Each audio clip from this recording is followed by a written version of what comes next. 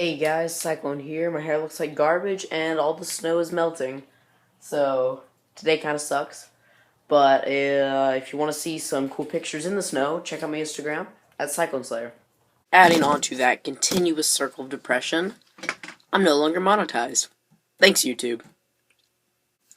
Anyways, today we're going to be talking about what I believe to be the coolest scene in The Last Jedi. Now keep in mind, there are major spoiler alerts right now. I'm going to warn you a second time. Spoiler alerts. I don't even think we have the footage yet.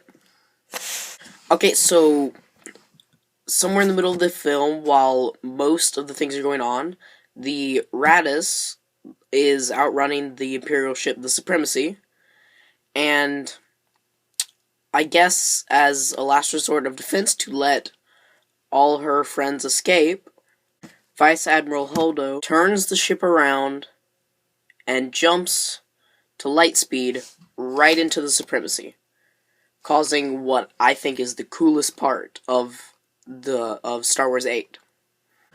What she ended up turning the ship into is called a KKV, which is a kinetic kill vehicle, or if you want to be super specific because it's going so fast, it's a relativistic kinetic kill vehicle.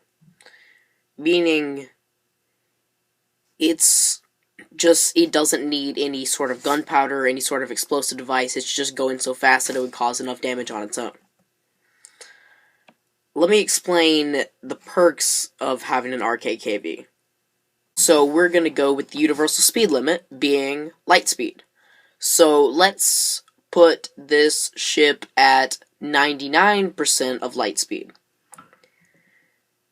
Perk A is if the weapon is going almost as fast as light speed, you have virtually no time to detect it.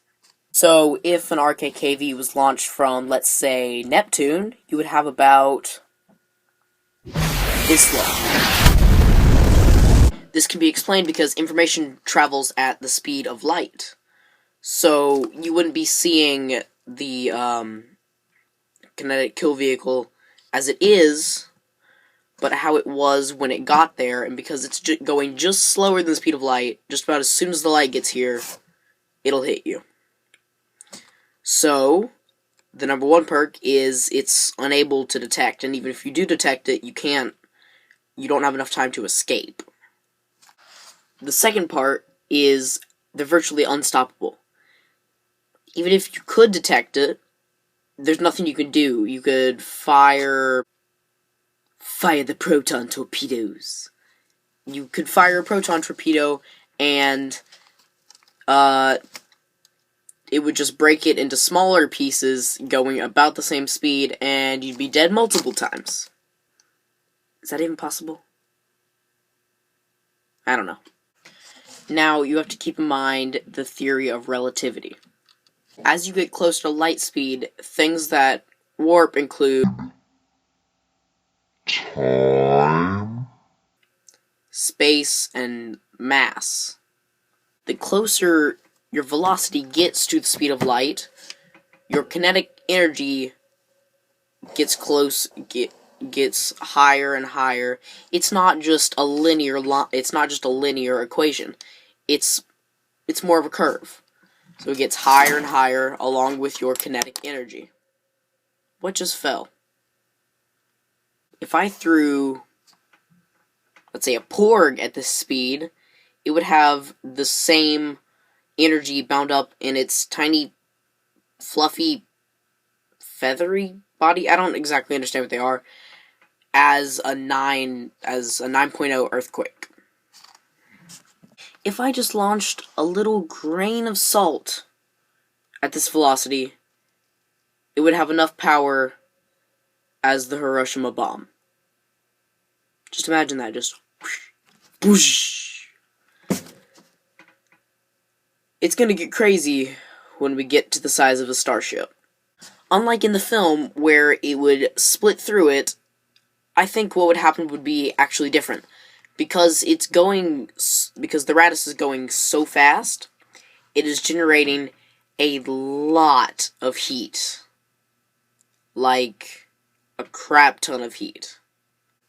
This starship would be carrying about 10 to the 30th power joules. I don't know what number that is, but it's really big, so I don't know, Google won't tell me. The Radis is basically a particle accelerator cracking open the atoms of the opposing ship.